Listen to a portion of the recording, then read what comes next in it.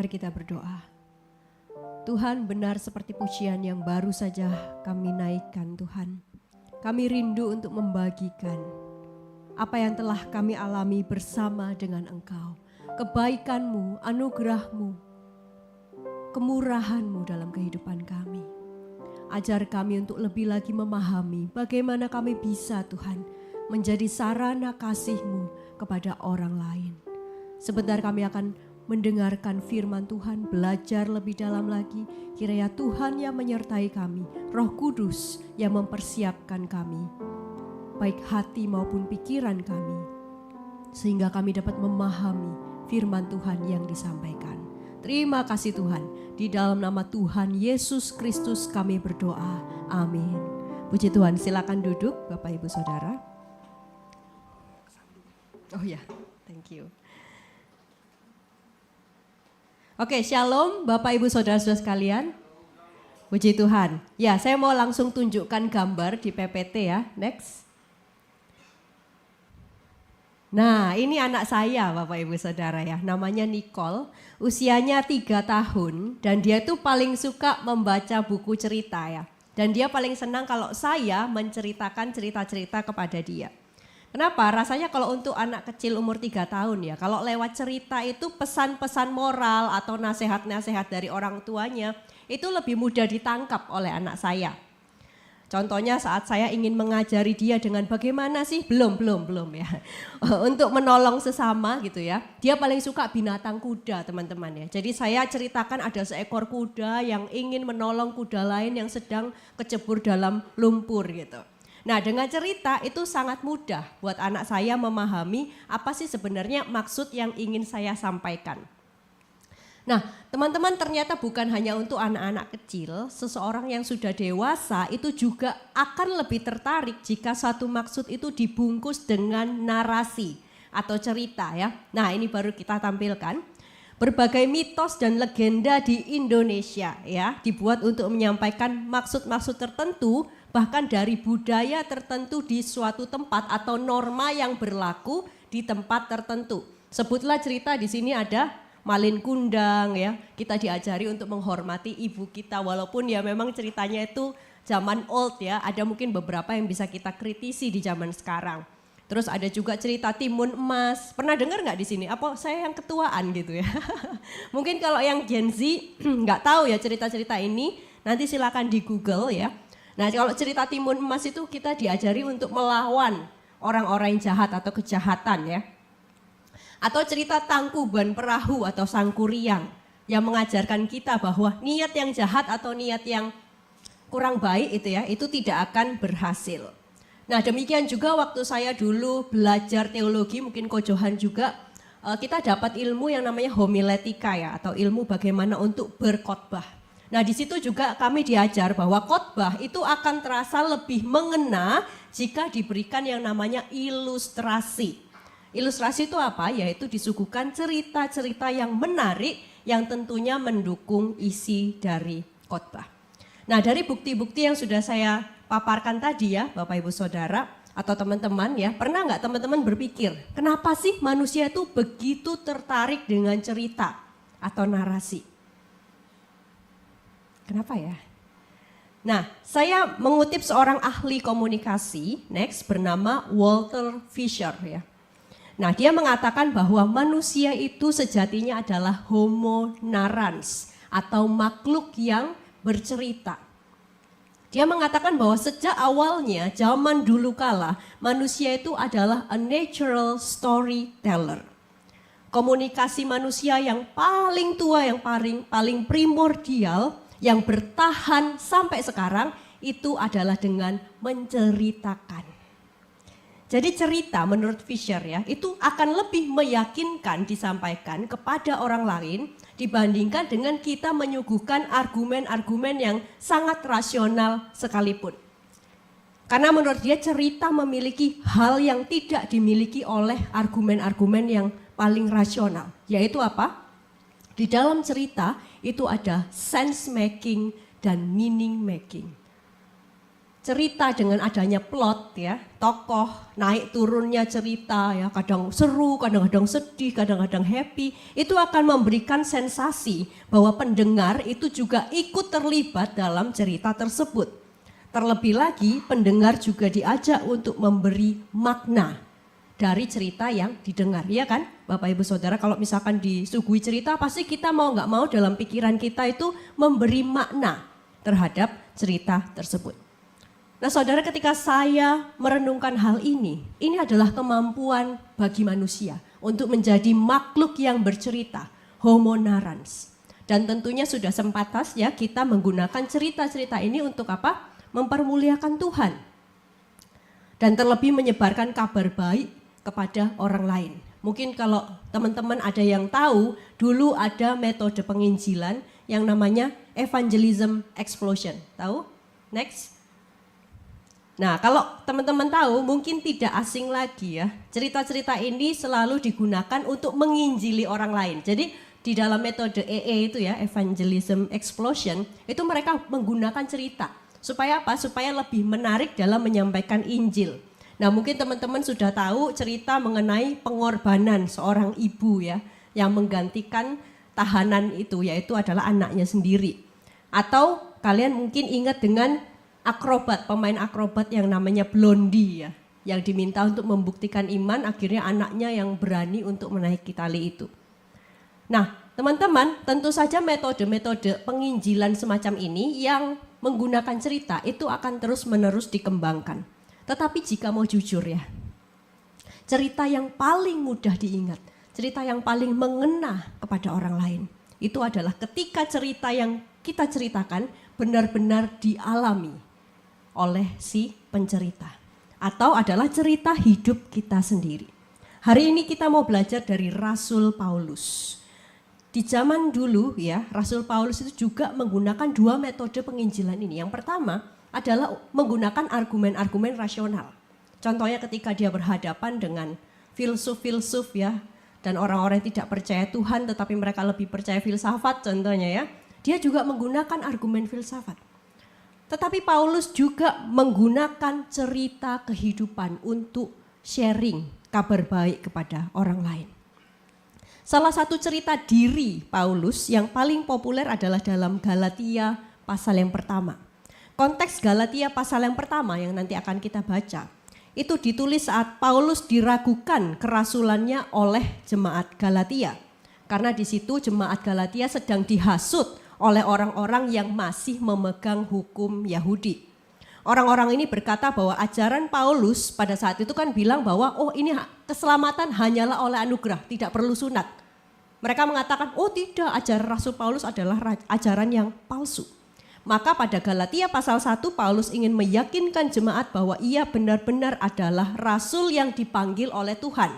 Dan dengan keyakinan itu, maka itu meneguhkan bahwa Injil yang diberitakan Rasul Paulus adalah Injil yang benar.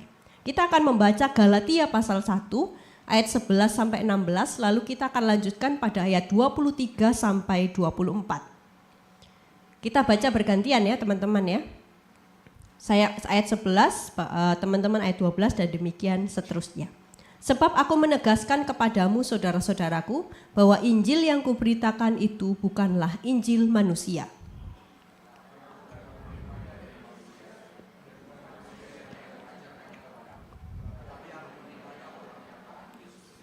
Sebab kamu telah mendengar tentang hidupku dahulu dalam agama Yahudi. Tanpa batas aku menganiaya jemaat Allah dan berusaha membinasakannya.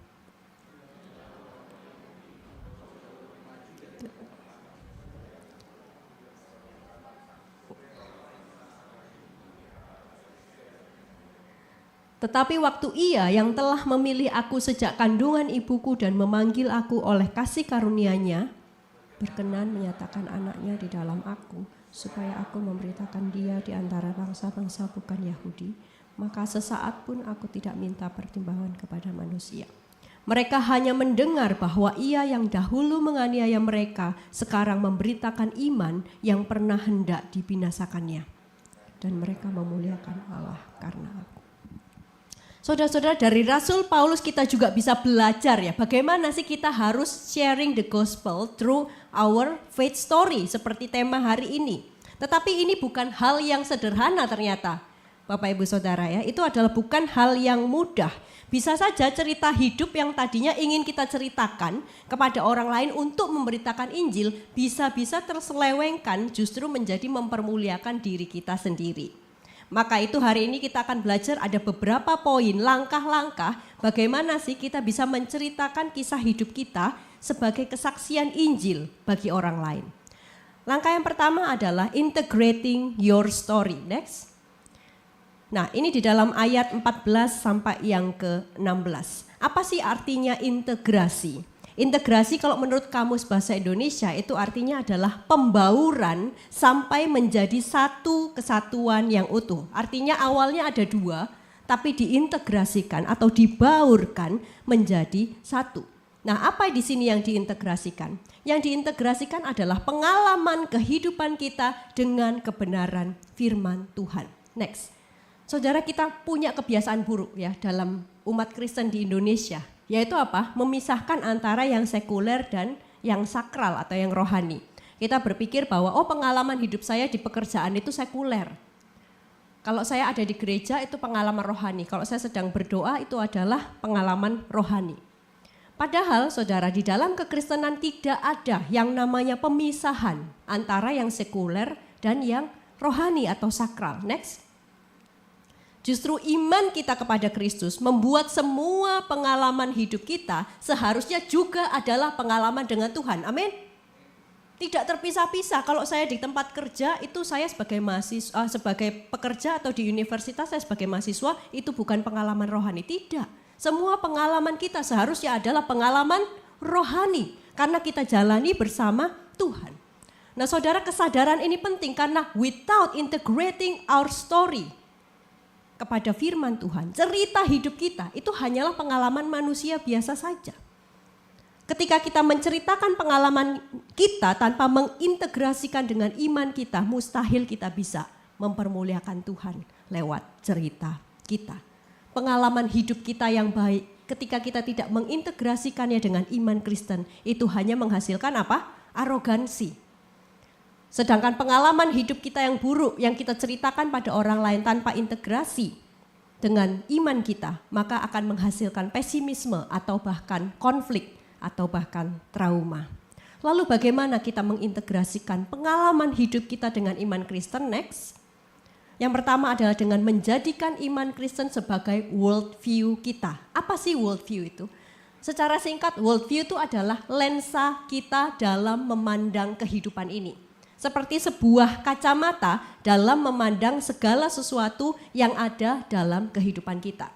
Contohnya ketika kita mengalami suatu pengalaman yang baik ya, kita berhasil dalam melakukan sesuatu.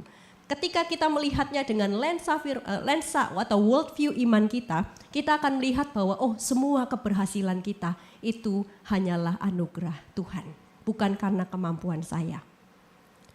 Ketika kita mengalami kegagalan, kita juga melihatnya dengan lensa iman Kristen.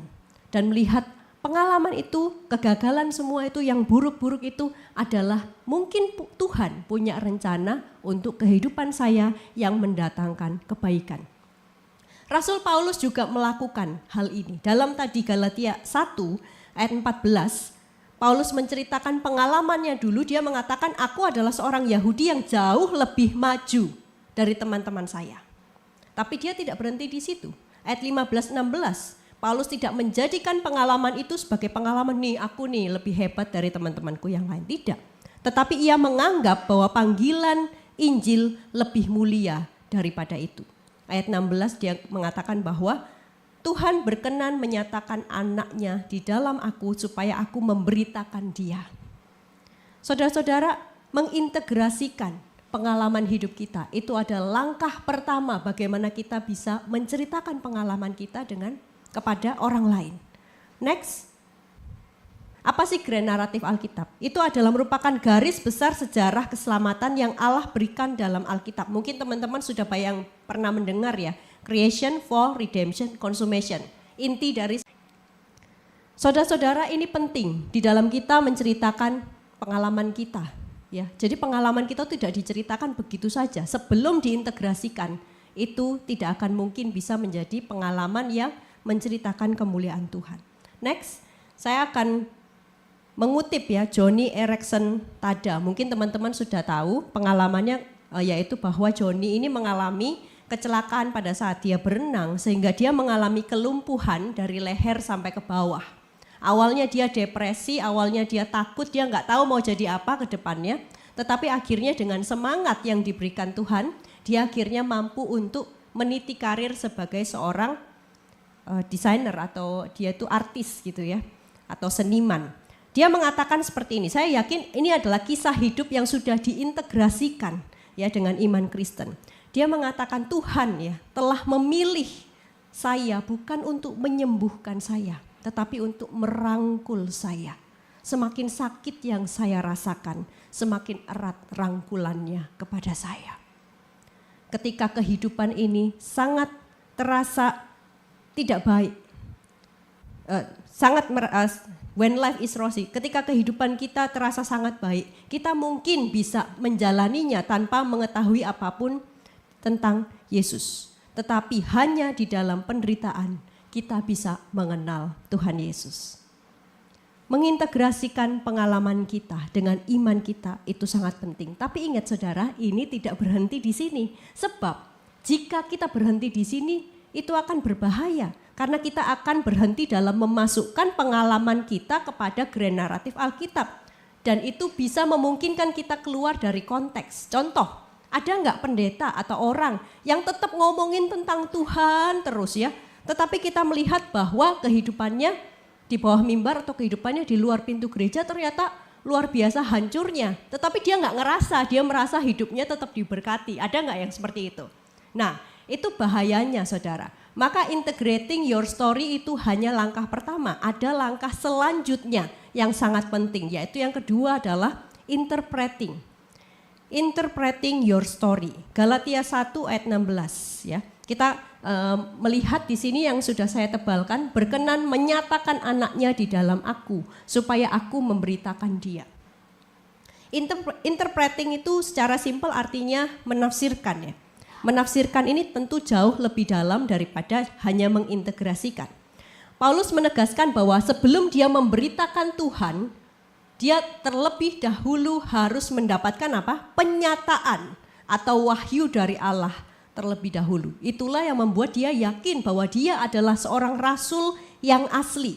Seorang rasul yang asli menerima wahyu dulu baru dia memberitakan, bukan sebaliknya gitu ya. Demikian juga ketika kita mau memberitakan Injil melalui cerita kehidupan kita, kita harus yakin dulu bahwa kita telah menafsirkan firman Allah sesuai dengan konteksnya. Next ya. Artinya saat kita ingin memaknai pengalaman kita dari kacamata firman Tuhan, kita harus paham setidaknya ya konteks dari firman Tuhan. Walaupun kita semua di sini nggak belajar Alkitab, tapi kan sekarang sudah banyak kita bisa cari di Google ya, bagaimana konteks dari penulisan firman Tuhan. Kita nggak boleh terbalik saudara, menafsirkan firman Tuhan dengan pengalaman kita. Ya, jika ini yang terjadi, kita berusaha mengubah atau menambahkan firman Tuhan. Sebagai contoh ada yang berkata, kemarin saya baru loh memberikan janji iman kepada Tuhan. Kata firman Tuhan ya di dalam ayat ini kan ya, kalau kita menabur ya, memberikan persembahan kepada Tuhan, kita akan memperoleh berlipat kali ganda. Ada yang 30, 60, bahkan 100 kali lipat. Beneran loh, ketika saya kasih dompet saya pada Tuhan, besoknya saya dapat tender besar dan menutupi semua kekurangan finansial saya. Gimana Bapak Ibu Saudara? Ada nggak yang kayak gini? Banyak gitu ya. Tetapi tafsiran semacam ini tidak bertanggung jawab. Kita lihat firman Tuhan tentang menabur dan menuai kita temukan di dalam Injil Markus 4 ayat 8. Betul ada kata 30, 60 dan 100. Tetapi konteksnya apa? Coba kita next. Konteksnya apa? Konteks dari ayat ini jelas adalah menaburkan firman, bukan menaburkan uang. Ya, tetapi orang yang tidak mengerti konteks, mereka akan menafsirkan pengalamannya dari comot ayat, tidak tahu konteksnya, dan akhirnya dibagikan kepada jemaat atau dibagikan kepada orang lain. Nah, maka hal ini adalah hal yang sangat penting, saudara-saudara. Jadi ketika kita mau sharing cerita kita pada orang lain tentang firman Tuhan itu bagus gitu ya. Sangat-sangat baik. Saya sangat Tuhan juga pasti akan apresiasi ya usaha kalian. Tetapi kita juga perlu tahu hal ini. Ada bahayanya ketika kita belum mengerti benar tentang konteks firman Tuhan. Kesaksian yang out of context seperti ini tentu tidak bisa menjadi dasar dari iman kepercayaan kita. Meskipun terdengarnya spektakuler, namun hal-hal ini tidak bisa terjadi pada semua orang. Bisa saja dia memberikan dompetnya besoknya dapat tender. Ya kan? Tapi orang lain ketika diberikan dompetnya tiba-tiba besoknya bangkrut gitu ya. Dan lebih banyak yang bangkrut daripada yang dapat tender gitu. Nah, jadi kita harus hati-hati dengan hal-hal yang seperti ini. Jangan sampai ketika kita sharing ya ke cerita kita, cerita keberhasilan kita menawarkan hal-hal yang justru tidak biblical. Yuk ikut Yesus yuk, pasti kamu diberkati. Yuk ikut Yesus yuk, pasti kamu makmur. Kamu sakit ya, yuk ikut yuk sama saya, pasti kamu sembuh dan lain sebagainya. Nah, saudara, ketika kita memiliki pengetahuan yang benar atau belajar menafsir dengan konteks yang benar, kita baru bisa memberi makna pada pengalaman kita berdasarkan hasil dari tafsiran tadi. Ya. Nah, barulah kita boleh nih next memberikan makna ya kepada firman Tuhan melalui pengalaman kita. Setelah kita memahami apa yang Alkitab katakan, kita menjadikannya sebagai bingkai bagi cerita kita. Dan pada saat itulah kita bisa memaknai firman Tuhan yang tadi sudah kita tahu konteksnya dari pengalaman kita. Misalkan gini, ayat ini ya. Mazmur 27 ayat 10. Sekalipun ayahku dan ibuku meninggalkan aku, namun Tuhan menyambut aku. Mungkin Bapak Ibu atau teman-teman sekalian membaca ayat ini biasa aja. Tetapi buat saya mengalami pengalaman broken home gitu ya. Nah, dulu ketika saya mengalami pengalaman itu, saya ketemu ayat ini, itu nangis, saudara-saudara. Saya merasa bahwa di ayat ini Tuhan tuh kayaknya waduh benar-benar menerima saya, mengasihi saya lebih daripada orang tua saya yang sama sekali tidak pernah peduli gitu. Nah, disinilah teman-teman ya, kita mulai bisa memaknai ayat firman Tuhan dari konteks kehidupan kita masing-masing. Nah, disinilah tafsiran bisa berbeda di dalam pemaknaan. Kalau dalam konteks semuanya sama ya, tapi dalam pemaknaan itu bisa berbeda, teman-teman. Ketika teman-teman mengalami pengalaman dalam hidup ini, kadang ada yang buruk, kadang ada yang baik. Unik masing-masing pengalaman kita. Kita harus percaya bahwa Tuhan memakai pengalaman-pengalaman itu untuk suatu hari kita sharing kepada orang lain. Saya dulu nggak pernah menyangka bahwa pengalaman broken home saya itu bisa untuk sharing ya kepada orang. Justru dulu saya malu. Setelah jadi Kristen juga saya malu gitu. Tetapi seiring berjalannya waktu, justru Tuhan pertemukan dengan orang-orang yang juga mengalami pengalaman yang sama. Ketika sharing pengalaman itu, baru kita ketemu. Ya. Jadi teman-teman, apapun pengalaman kita maknai itu berdasarkan pengalaman-pengalaman yang Tuhan sudah taruh dalam kehidupan kita masing-masing. Amin. Jangan pernah menyesal kalau kita mengalami pengalaman-pengalaman yang buruk di belakang. Siapa tahu suatu hari itu bisa menjadi berkat bagi orang lain. Next. Seperti dua orang ini, Viktor Frankl satunya dan satunya adalah Elie Wiesel. Dua-duanya sama-sama dibawa ke kamp konsentrasi Nazi. Dua-duanya sama-sama kehilangan orang-orang yang mereka cintai. Dua-duanya mengalami kehilangan orang tua di kamp konsentrasi. Ya. Tetapi mereka berdua akhirnya kembali berusaha memaknai kehidupan mereka. Dan saya mau soroti bahwa dua orang ini punya makna yang berbeda. Viktor Frankl memaknai penderitaannya di Holocaust sebagai kesempatan untuk mencari makna kehidupan. Sedangkan Elie Wiesel memaknai pengalaman penderitaannya di Holocaust supaya apa? Dia bisa bersuara, dia bisa menentang, dan dia bisa melawan kejahatan dan ketidakadilan di mana-mana ya. Dia mengingatkan sejarah dan mencegah terulangnya tragedi seperti ini. Jadi yang satunya mencari makna, yang satunya berjuang menghentikan ketidakadilan. Nah saudara, apapun pengalaman kita, marilah kita coba interpreting, memaknai pengalaman kita bersama dengan Tuhan. Seburuk apapun itu, pasti itu semua punya makna. Amin. Next, interacting yang terakhir. Galatia 1 ayat 23 ayat sampai ke 24. Nanti kita akan baca. Nah saudara, setelah kita memetik makna dari firman Tuhan, maka itulah waktunya kita menceritakan ya. Kita action, menceritakan faith story kita kepada orang lain. Sebenarnya kata faith story bisa diganti juga menjadi life story. Kenapa? Karena tadi ya, semua pengalaman kita adalah faith story sebenarnya gitu ya. Nah, ketika kita action menceritakan pengalaman kita pada orang lain, sebenarnya ada beberapa interaksi yang terjadi secara nyata. Yang pertama tadi, next, seperti yang tadi sudah saya katakan bahwa ada interaksi pengalaman kita dengan firman Tuhan. Ya, tadi sudah kita dalami melalui integrating dan interpreting. Dan kemudian yang kedua ada interaksi kita dengan pendengar. Kan ketika kita menyampaikan cerita kita bukan ngomong sama tembok kan. Kita ngomong dengan orang. Nah ini yang penting dan seringkali kita lewatkan. Kita anggap orang di depan kita yang sedang kita ceritakan itu adalah objek. Tujuan kita supaya objek kita itu adalah bertobat. Supaya objek kita itu datang kepada Tuhan. Tapi saya mau katakan bahwa orang di depan kita itu bukan objek kita. Orang di depan kita itu adalah subjek. Mereka dikasihi Tuhan. Kita jangan pernah menceritakan pengalaman kita, memberitakan firman Tuhan dengan satu target. Bertobat, orang itu harus bertobat, orang itu harus tahu Yesus jalan kebenaran. Dengan demikian kita meletakkan diri kita lebih tinggi. Kita yang empunya kebenaran, mereka tidak tahu apa-apa. Dalam interaksi seperti ini orang tidak akan mau mendengarkan kita. Orang akan mau dengar kita ketika kita tatap mata mereka sebagai manusia yang setara, amin. Kita jangan seperti jual MLM gitu ya teman-teman ya. Ayo kamu ikut dong sama saya, nanti kamu pasti mendapatkan untung ya. Nanti kamu pasti dapat surga. Memang betul gitu ya. Kita harap mereka bertobat, tetapi jangan pernah kita memandang mereka hanya sebagai objek. Ini penting saudara, interacting.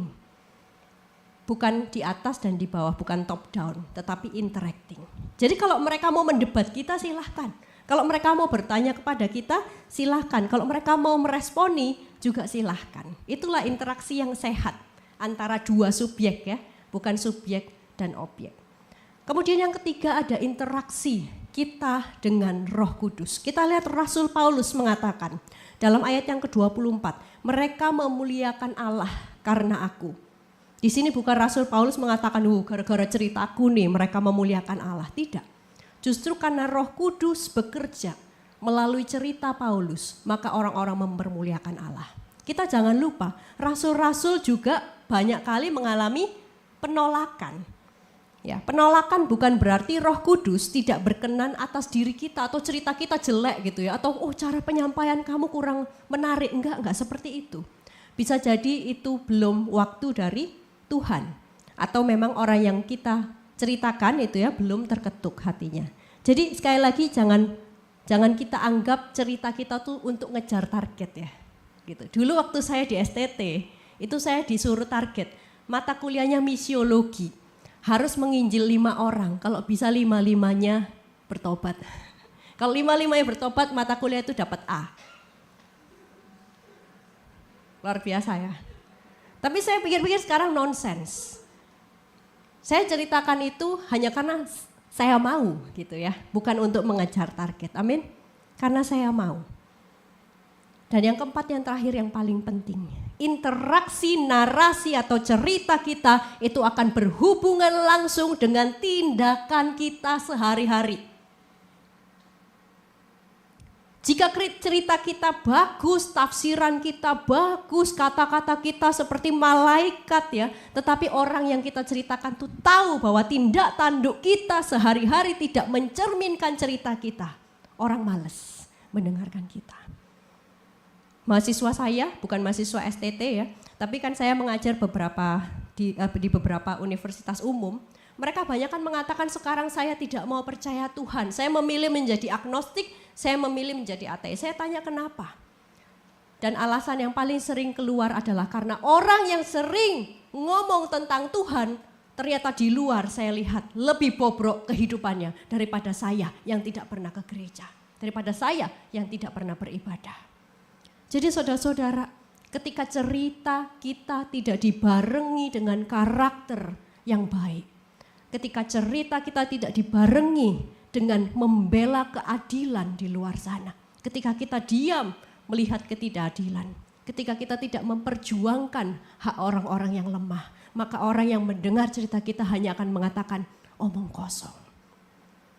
Oleh sebab itu saudara, kita cerita itu ya, kita dapat trik-triknya hari ini ya, integrating, interpreting, tetapi juga adalah apa? Memperbaiki diri kita di dalam tindak tanduk sehari-hari. Amin. Saya tutup dengan satu cerita. Corrie ten Boom, mungkin sudah sering didengar ya. Next lagi. Nah ini dia ya. Corrie ten Boom itu adalah seorang wanita Belanda. Dia adalah seorang pembuat jam. Ya, jadi dia bukan siapa-siapa sebenarnya. Tetapi ketika Perang Dunia yang kedua itu terjadi, keluarga ten Boom ini adalah keluarga Kristen gitu ya. Mereka membuka rumah mereka untuk menyembunyikan orang Yahudi yang melarikan diri dari penindasan Nazi. Kalau dipikir-pikir ngapain ya? Orang dia toh bukan Yahudi juga, dia orang Kristen. Tapi buat apa? Dia membuka rumahnya untuk menyembunyikan orang-orang ini. Tetapi akhirnya karena mereka berani membuka pintunya, mereka pun ditangkap oleh Nazi. Corrie juga dikirim ke kamp konsentrasi. Tetapi justru di kamp konsentrasi ini Corrie terus mengembangkan imannya dan dia bahkan mengajarkan Alkitab kepada para tahanan lainnya. Setelah selesai kamp konsentrasi ternyata dia selamat ya, dia keluar saudara-saudara dan akhirnya dia di luar sana mendirikan pusat rehabilitasi untuk membantu korban perang, terutama mereka yang mengalami trauma. Dia juga sering berkeliling dunia untuk berbicara tentang pengampunan, rekonsiliasi, dan kasih Tuhan. Saya mau memberikan contoh Corrie ten Boom ini kenapa? Karena ceritanya itu dimulai dari action. Jadi kalau kita mau ceritakan kisah kita sebagai gospel, kita harus berhenti hanya berfokus pada diri kita dan kenyamanan kita sendiri. Amin. Mau nggak kita membuka pintu kita buat mereka yang membutuhkan? Mau nggak kita menolong mereka yang seharusnya kita tidak perlu peduli, tetapi kita tahu mereka butuh. Pernah nggak kita lihat wajah orang-orang dan kita merasa terpanggil untuk menolong mereka? Apa yang kita katakan pada saat itu? Iya atau tidak? Seringkali kita mengabaikan hal-hal itu. Kita tidak tahu bahwa orang-orang yang kita tolong suatu hari Tuhan juga akan pakai untuk kemuliaannya. Amin. Mari mulai hari ini kita berbicara, kita berkomitmen untuk menceritakan kehidupan kita tentang Tuhan. Yang pertama-tama melalui kehidupan kita dan yang kedua melalui pengalaman yang sudah Tuhan percayakan kepada kita. Amin. Mari kita berdoa. Kita bangkit berdiri.